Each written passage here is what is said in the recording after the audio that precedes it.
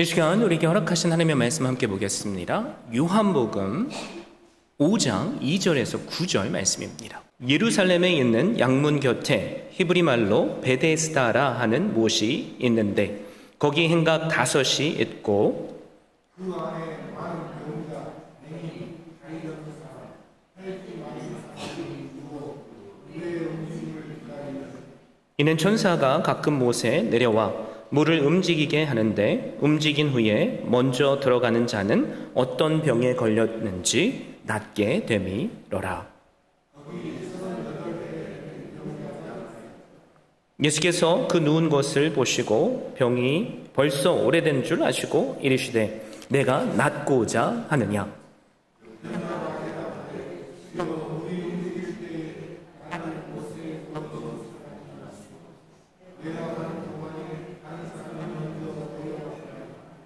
예수께서 이르시되 일어나 내 자리를 들고 걸어가라 하시니 그 사람이 곧 나와서 자리를 들고 걸어가니라. 이날은 안식일이니. 아멘.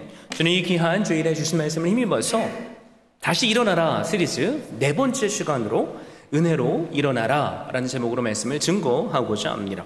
여러분, 희망 고문이란 말 들어보셨죠? 희망 고문이란 절망적인 결과만이 기다리는 상황 속에서 주어진 작은 희망 하나 때문에 오히려 더 괴롭게 되는 상황을 일컫는 단어입니다. 그런데 여러분, 오늘 말씀을 보면 희망 고문에 빠진 사람들이 나와요. 오늘 본문에 사건이 일어난 장소는 베데스다라는 연못이죠. 이 연못은 예루살렘 성 북쪽에 있는 양문 근처에 자리 잡고 있습니다. 제사를 드릴 때 양들이 출입하는 문을 양문이라고 했는데요. 그 옆에 연못이 있는 거예요. 그리고 내 귀퉁이와 중앙에 정자처럼 생긴 행각이 있어서 사람들이 쉬도록 만들어 놨습니다. 그런데 이 연못은 간헐천이에요. 불규칙적으로 가끔씩 물이 솟아오르는 연못입니다. 예수님 당시 이 연못에는 진풍경이 벌어지고 있었는데요. 행각 안에 수많은 병자들이 누워 있었습니다. 간헐천인 연못에 혹시라도 물이 솟아오르기만을 기다리면서 물이 차오르면 그 연못을 서로 앞을 다퉈가지고 향해 달려갔는데요. 제일 먼저 그물 속에 담그는 자는 병치료를 받을 것이라는 믿음이 그들 안에 있었기 때문입니다. 베데스다, 히브리어죠. 은혜의 집이라는 의미가 있어요. 그런데 이런 말 들어보셨을 거예요. 붕어빵에는 뭐가 없죠? 붕어가 없다. 들어보셨죠? 이 말처럼 당시 베데스다에는 은혜의 집인데 은혜가 없었습니다. 그곳에는 의술로도 고칠 수 없는 병자들만 모여 있었기 때문이죠. 그래서 3절에 보면 수많은 병자들이 있었답니다. 그들이 누구예요? 맹인, 다리 저는 사람, 혈기 마른 사람들이에요. 그리고 누워서 물의 움직임을 기다린답니다. 누워있다라는 이 말에 원어의 뜻을 살펴보면 손가락 하나 까딱댈 수 없는 상태를 의미해요. 뭘 의미하죠? 누군가의 도움이 없이는 그들은 한 걸음도 움직일 수 없는 사람들이었다는 거죠. 그런데 이 사람들이 한두 명이 아니라 행각 5개 위에 누워 있습니다. 그리고 그들이 희망 고문을 붙잡고 있는데요. 물에 제일 먼저 뛰어 들어가는 사람은 낫게 된다는 믿음이에요. 여러분, 그런데 상상해 보세요. 물이 만약에 치솟아 올랐습니다. 누가 가장 먼저 그 물에 들어갈까요? 손가락 하나도 움직일 수 없는 사람들이요? 아니죠. 예를 들면 피부병이나 작은 병이 걸린 사람들이 제일 먼저 달려서 뛰어 들어갔을 거예요. 그 온천수라고 할 수 있고 또 광천수라고 할 수 있어요. 우리가 다 알죠? 그 물은 사실 몸에 좋고 피부병에도 좋습니다.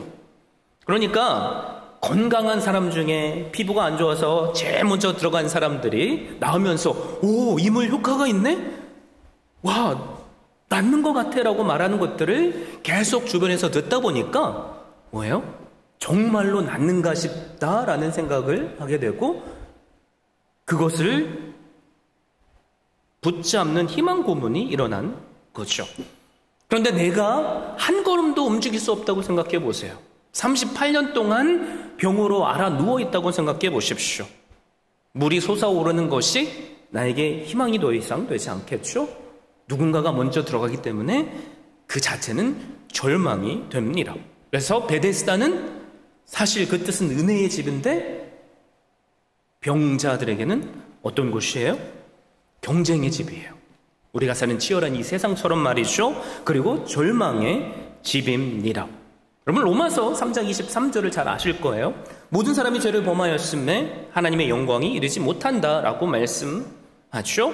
베데스다에 모인 이 병자들, 내 힘으로 내 병을 해결할 수 없는 사람들은 사실 오늘 사는 우리를 의미해요. 우리는 다 죄인입니다. 그리고 내 힘으로는 절대 내 죄를 해결할 수 없어요. 그래서 우리는 나름대로 여러 행각들을 지어놓고 이 죄라는 질병에서 고침을 받으려고 합니다. 종교라는 행각을 줘요. 그래서 여러 종교에서 말하는 그것이 선행이든 그것이 참선이든 그것을 희망 고문처럼 나를 구원해 줄 줄 알고 붙잡는 거죠. 어떤 사람은 재물의 행각을 세워요. 또 어떤 사람은 세상이라는 행각을 의지합니다. 여러분들 이들의 특징이 뭐예요? 그 내가 만들어 놓은 행각 속에만 갇혀 있을 뿐 결코 베데스다 연못 은혜의 집에 들어갈 수 없어요. 우리의 현실이 그렇죠. 그래서 하늘 아버지께서 우리를 위해서 하신 게 있습니다. 그게 뭐냐면 우리가 먼저 하나님께 갈 수 없게 하나님께서 그 사랑하시는 아들을 보내셨어요. 그래서 예수님께서 임재하는 곳은 뭐가 비쳐요? 은혜의 빛이 비치고요. 예수님이 우리에게 참된 베데스다가 되시는 거예요. 자, 보십시오. 1절, 2절. 그의 유대인의 명절이 되어 예수께서 예루살렘에 올라가시니라. 배경을 설명하고 있죠. 때는 명절입니다. 그런데 예수님께서 어디로 가세요? 예루살렘에 있는 양문 곁에 히브리 말로 베데스다라 하는 못이 있는데 거기에 가십니다. 그렇죠? 자, 누가 예수님을 그곳에 가라고 떠민 게 아니에요. 전적으로 예수님은 자신의 의지를 가지고 그곳에 오셨습니다. 그리고 친히 그 시간과 장소를 결정하셨어요. 자, 보세요. 38년 된 병자뿐만이 아니에요. 스스로 일어날 수 없는 수많은 병자들이 5 행각에 누워 있습니다.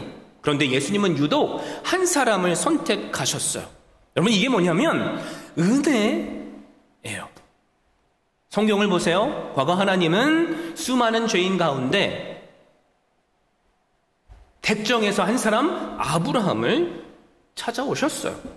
갈대아 우르에서 생각하지 못했던 은혜를 받아 하나님의 사람이 되었습니다. 또 하나님께서 광야를 포기하며 절망 가운데 살던 모세를 찾아오셨어요. 그렇죠? 양을 치던 사람이 하나님의 귀한 사람이 되었습니다. 자, 예수님께서 믿는 자들을 핍박하고 죽이려고 하는 바울을 찾아오셨어요. 그리고 이방인을 주님께 인도하는 사도가 되게 하셨습니다. 자, 이들이 한 건 아무것도 없습니다. 그렇죠? 그래서 이건 전적인 은혜예요. 여러분이 예수님을 만났다면 여러분이 한 건 아무것도 없습니다. 전적인 하나님의 은혜예요. 구원을 받으셨습니까? 그러면 우리의 입술은 그 전적인 은혜 때문에 감사할 수밖에 없는 거죠.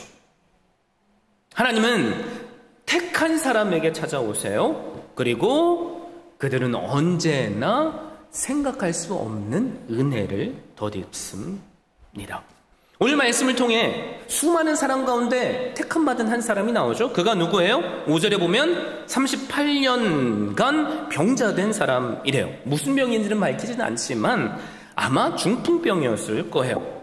38년 동안 모든 수단과 방법을 동원해서 고치려고 했지만 소용이 없었어요. 그래서 이 환자에게는 희망 고문이 하나 있는데 그게 뭐냐면 베데스다 연못입니다. 근데 7절에 보니까 이 사람이 뭐라고? 절망을 가지고 고백해요. 물이 움직일 때, 물이 솟아오를 때 아무도 나를 도와줄 사람이 없습니다. 김병엔 뭐가 없다고 하죠? 효자가 없대요. 38년 동안 병을 앓았다고 생각해 보세요. 모든 사람들이 다 떠났을 거예요. 그래서 이 사람이 붙잡고 있는 마지막 희망은 뭐예요? 베데스다 연못이죠. 그런데 이것은 희망 고문입니다. 그럼 그에게 예수님께서 직접 찾아오셨어요. 그리고 물으시는 거죠. 네가 낫기를 원하느냐? 자, 여러분이 이 병자였다면 뭐라고 대답하시겠습니까? 뭐라고 대답하시겠어요? 아멘! 제가 낫기를 원합니다. 이렇게 고백하시겠죠? 그런데 여러분이 38년이 됐고 잘못된 희망 고문을 붙잡고 있으면 여러분도 이 사람하고 똑같이 대답할 거예요. 물이 움직일 때 저를 물 안에 넣어주는 사람이 한 명도 없습니다. 이 한 사람은 뭔 얘기를 하는 거죠? 불평을 하는 거예요. 신세 한탄을 하는 거죠. 자기 생각을 이야기하고 있습니다. 자, 만약에 여러분이 예수님이시라면 이 소리를 들었어요. 진짜 내가 고쳐주려고 하는데 고쳐주고 싶은 마음도 싹 달아나겠죠. 그러니까 네가 이렇게 38년 동안 사는 거야, 이러고 말하고 싶을 거예요. 근데 놀랍게도 예수님은 이 병자를 고쳐주셨어요. 그리고 일어나 걷게 해 주셨습니다. 뭐냐면 이 사람에겐 은혜 받을 만한 자격이 하나도 없어요. 그런데 주님은 은혜를 베푸셨어요. 여러분, 그런데 이 사람의 모습이 우리예요. 우리에게도 은혜 받을 만한 자격이 하나도 없었습니다. 세상을 우리도 한탄했고요. 뭐예요? 내가 좀 더 좋은 집안에서 태어났다면 이러진 않았을 텐데, 내 환경이 이랬다면, 이 비즈니스가 조금만 더 잘 됐다면 내가 이렇게 살지 않았을 텐데. 우리도 나도 모르게 입에서 남을 탓하는 인생을 살던 자들이에요. 그런데 놀랍게도요, 자격이 없는 우리를 과거 예수님께서 먼저 찾아오셨습니다. 그리고 우리를 살려주셨어요. 여러분, 이게 은혜고요. 이 은혜가 사실 오늘 우리를 살게 하는 거죠. 자, 그런데 이 병자에게 예수님은 어떻게 은혜를 베푸셨습니까? 다른 게 아니에요. 그 입에서 나오는 말씀으로 은혜를 베푸셨습니다. 이게 중요해요. 8절을 보세요. 예수께서 이르시되 일어나 내 자리를 들고 걸어가라 하시니. 자, 예수님은 그냥 고쳐주실 수 있습니다. 그렇죠? 근데 왜 말씀으로 일어나 걸으라 라고 하실까요? 왜냐하면 하나님의 말씀은 우리를 구원하고 살리는 능력이기 때문에 그래요. 그래서 38년 된 병자가 내 생각으로 불평불만을 할지라도 예수님께서 선포하시니까요, 그 말씀이 그 사람의 마음을 붙잡습니다. 그 사람의 부정적인 생각을 제거하십니다. 그리고 순종하게 하고 결국에는 자원에서 일어나 걷게 합니다. 뭐가 능력이라고요? 말씀이 능력이에요. 예수님이 안 보여서 내 기도를 안 들으시겠지? 아니요. 말씀이, 우리에게 허락하신 하나님의 말씀이 능력입니다. 아멘이시죠? 예수님께서 말씀하시면 물이 변해서 포도주가 돼요. 예수님께서 말씀하시면 풍랑이 몰아치는 바다가 잔잔해집니다. 죽은 사람이 일어납니다. 이게 말씀의 능력이에요.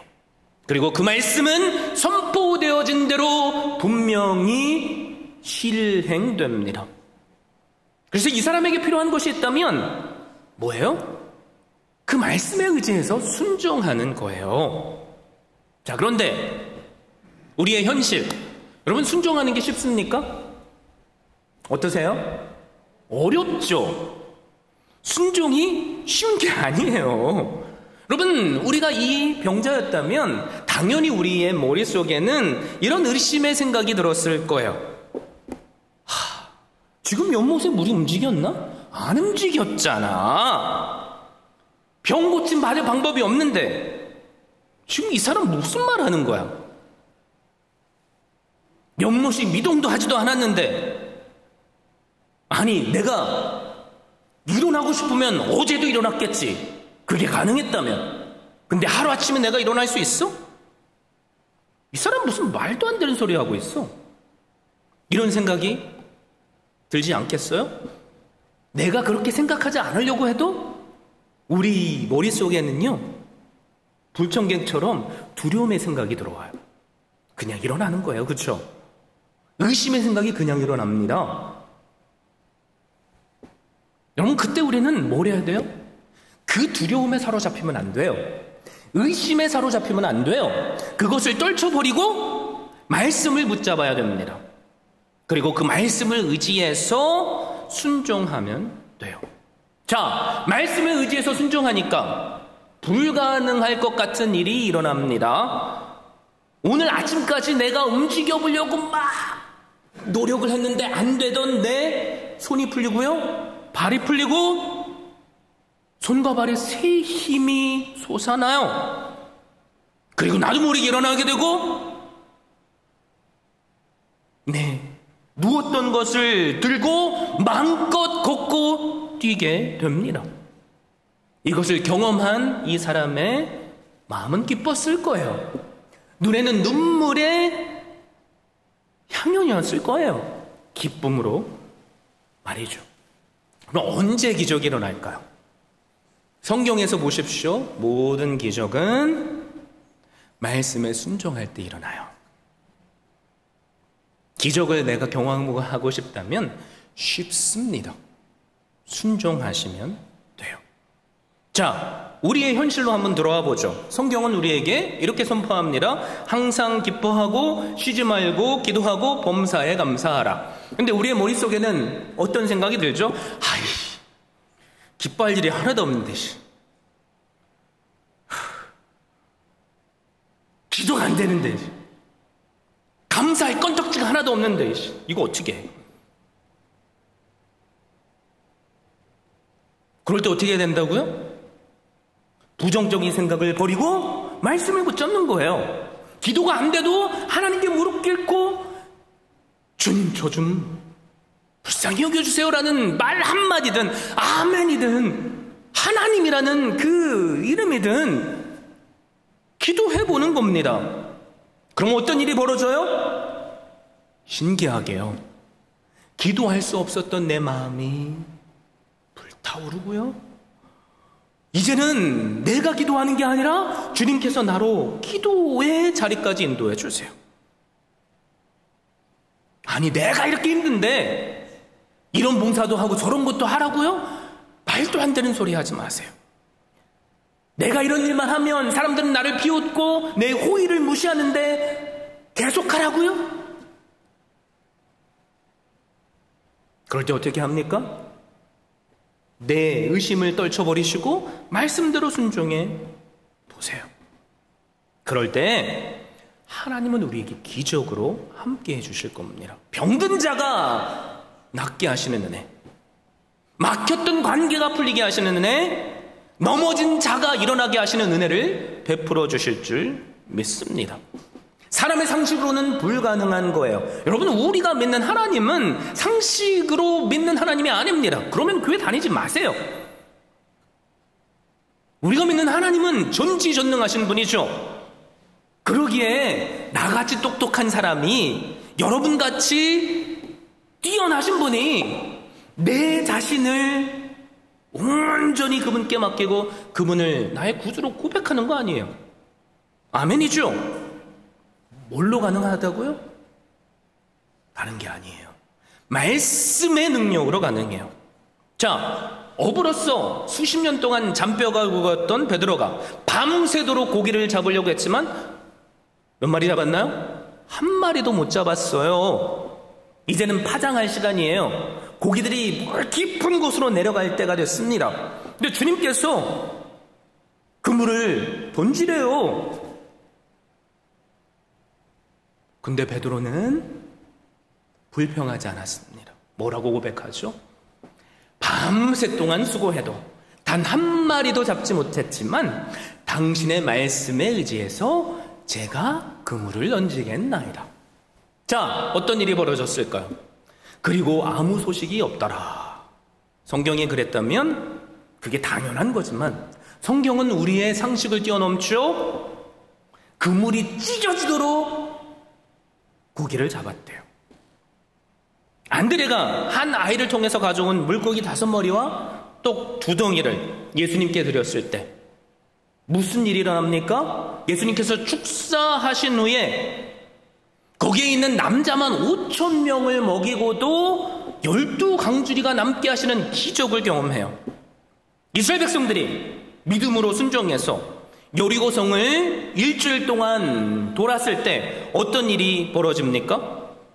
여러분, 일주일 동안 우리 교회 한번 돌아보세요. 교회가 무너지나? 절대 안 무너져요. 그러나 하나님이 말씀하시니까 이중 성곽으로 천연의 요새로 세워진 여리고성이 무너집니다. 나한테 능력이 있는 게 아니에요. 하나님의 말씀에 능력이 있습니다.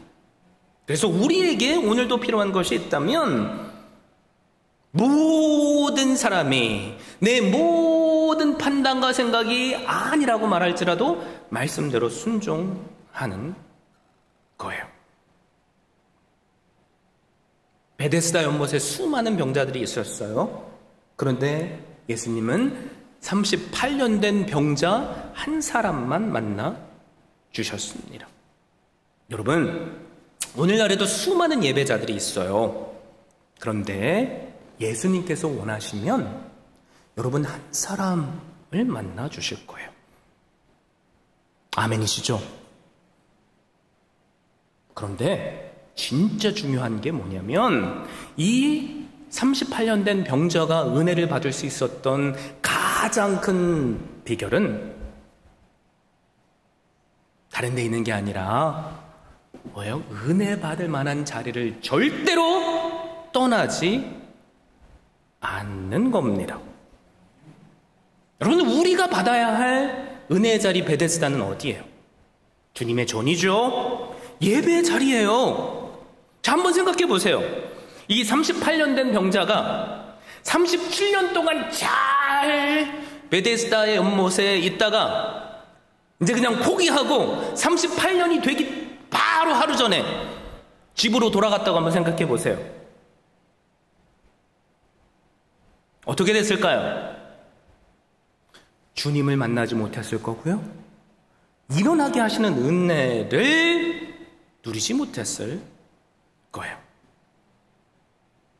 여러분, 그래서 38년이 걸릴지라도 우리 각각 하나님의 때에 찾아오시는 은혜가 다 다른데요. 어떤 분에게는 7년이 걸릴 수 있고 어떤 분은 38년이 걸릴 수 있어요. 여러분, 그 은혜를 경험할 때까지 포기하지 마십시오. 그래서 우리에게 필요한 건 기다림이에요. 이사야 30장 18절에 보면 이렇게 말씀합니다. 그러나 여호와께서 기다리시나니 이는 너희에게 은혜를 베풀려 하시며 일어나시리니 이는 너희를 긍휼히 여기려 하심이라. 대저 여호와는 종이의 하나님이심이라. 그를 기다리는 자마다 복이 있도다. 우리만 하나님을 기다리는 게 아니래죠.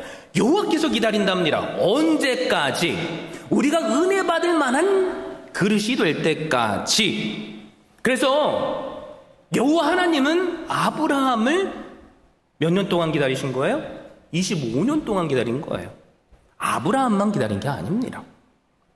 요셉을 13년 동안 기다리셨고요.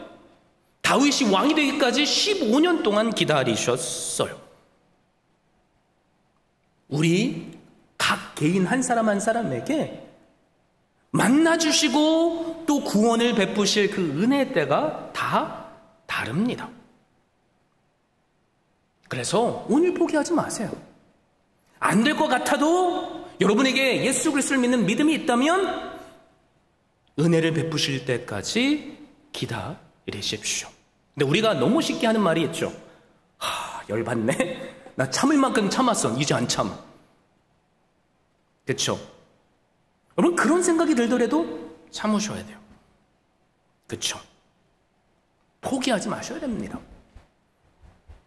그러면 주님께서 우리의 긴 인내와 기다림을 보시고 만나 주실 거예요. 그리고 우리에게도 선포하실 겁니다. 오늘 말씀이 우리에게 주시는 말씀이 되는 거죠. 내 자리를 들고 일어나라 라고 하실 겁니다.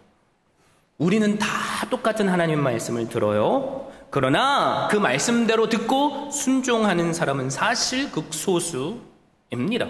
그래서 핵심으로 마지막으로 해야 될 게 있는데요. 그게 뭐냐면 순종하는 거예요. 우리의 마음에도 이 38년 된 병자처럼 여러 가지 의심과 생각이 떠오를 수 있어요.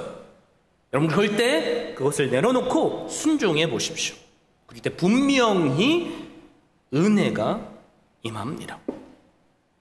세상에 수많은 사람들이 있어요. 그 많은 사람 중에 우리가 예수 그리스도를 믿고 구원받았다면 이게 은혜 중에 은혜예요. 우리가 어떻게 구원을 받았죠? 38년 된 병자처럼 내 힘으로는 해결할 수 없는 죄의 문제로부터 예수님께서 내 죄를 대신 지시고 십자가에서 죽으셨기에 구원을 받았습니다. 오직 내 죄를 회개하고 그분을 믿는 믿음으로 말이죠. 그렇죠? 그러면 우리도 은혜 받는 자예요. 이미 받았습니다. 근데 우리의 삶에는 여전히 육신의 질병과 이런저런 현실의 문제가 있어요. 우리를 절망하게 만드는 것들이 있고요. 희망 고문이라도 붙잡고 싶은 것들이 있어요. 도저히 참을 수 없는 상황들이 있는 거죠. 여러분, 그럴 때 계속 강조해요. 절대로 은혜 자리를 포기하지 마세요. 예배 자리를 포기하지 마세요. 여러분께 허락하신 교회를 포기하지 마십시오. 38년이 걸릴지라도 포기하지 마세요. 그러면 38년 된 병자를 만나주신 것처럼 우리도 만나주시고 우리도 일어나게 하시는 은혜를 허락하실 겁니다. 우리에게 이렇게 말씀하실 거예요. 네가 낫기를 원하느냐? 자, 38년 된 병자는 아멘이라고 말하는 것에 실패했어요. 그렇죠? 근데 우리는 다를 수 있잖아요. 아멘, 제가 낫기를 원합니다. 저를 긍휼히 여겨주십시오 라고 고백해 보십시오.